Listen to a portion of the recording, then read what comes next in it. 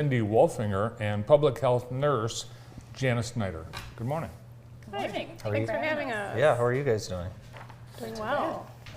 Well, it looks like some viruses and diseases are rearing their ugly heads in Jackson County now. Yes, unfortunately, we are seeing a little bit of an uptick, and we'll probably see more as school is further into session. We're talking a little bit about West Nile virus, and I remember that was just like a big deal. I can't remember when you and I were in high school, Brandon. You don't really know too much about it. What is it? Yeah, absolutely. I'd love to answer that one. Yeah. West Nile virus, it's part of a group of viruses we call arboviruses. Okay. So transmitted to humans from mosquitoes. So it kind of circulates in birds and mosquitoes routinely, and then it can kind of cross over and affect humans. So Jackson County has recently had 2 birds that were tested positive for West Nile virus, so safe to expect that it's probably in our mosquito population as well. We do routine mosquito testing. This is part of an effort with the state lab. So part of our health department group goes out and routinely collects mosquitoes, and they're tested for West Nile. So fortunately, no mosquitoes have tested positive in Jackson yet, although we are seeing mosquitoes, birds, and a few human cases of arboviruses in the state. I think the one symptom that stands out to me is pain behind your eyes. Yeah. That would be a unique pain, I think, that Yeah. would maybe not, you wouldn't think you had the flu, so you'd know something was wrong. Yeah, and that's usually seen in severe cases. So most people are not going to have any symptoms. Okay. Majority of people may be infected with West Nile virus and not become symptomatic. But in a lesser illness, you might see like just general flu-like symptoms. With the more severe symptoms, you're going to see like neurological effects. So it would be affecting your brain and your spinal cord. And that's going to look like, headaches, sensitivity to light, that eye pain, and that's all related to your brain being affected. Wow, that sounds like it might be too late. You have that symptom, it's too late. It does take pretty significant medical intervention at that point. Yeah, in Massachusetts, they're telling people don't go outdoors at night. Yeah. They've shut down the parks in the evenings and overnight. What kind of birds were they in Jackson? Do you have any They were idea? crows. Crows? Yes. Okay. Those, Yeah, 2 crows. crows are like a rodent. The rodent of birds. Sky rodents. Sky rodent. Sky rodent. Crow. I should have known it was a crow. Are they dead? Is that how you test them? Yeah.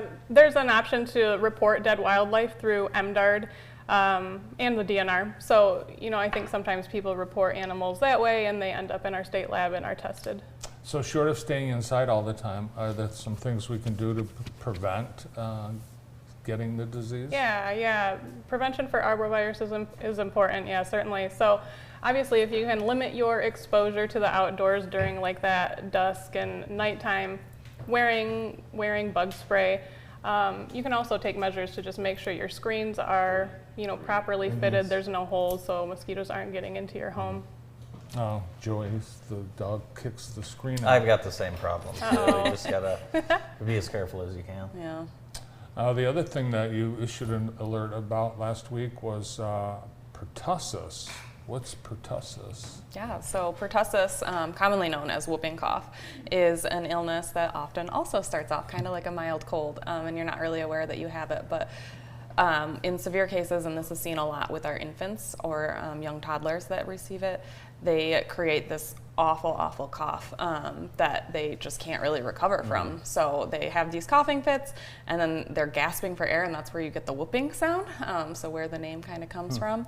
And they just have a really hard time breathing. In infants, it's really severe because of how young they are and how they're just not protected from it yet. Oftentimes they don't even have these coughing fits, they just stop breathing, unfortunately, and will kind of then recover and gasp for air, hopefully, but they require a lot of medical intervention. There is luckily prevention for it. It's part of the Dept vaccine, so there are 5 doses of Dept. It's a vaccine that includes protection against diphtheria, tetanus, and pertussis. So you get that at 2 months, 4 months, 6 months, between 12 and 18 months, and then again between like 4 and 6.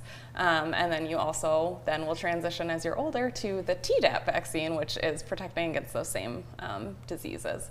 We do highly encourage our moms that are pregnant to get this vaccine. in their 3rd trimester of pregnancy, so then their newborn has a little bit of protection. And it's also a good idea if you're a grandparent or an aunt and uncle that's going to have a new baby around to get updated on your vaccine, so that then you're not at risk of taking this illness to these young ones. Have I had that vaccine? Well, I was going to ask about Well, vaccines. I'm asking you as my parent. I'm going to get the new Pressure's COVID vaccines. They're coming out. Yes, soon they should be out. We don't have them quite yet, but hopefully not too much longer. I will get a vaccine for anything that there's a vaccine for.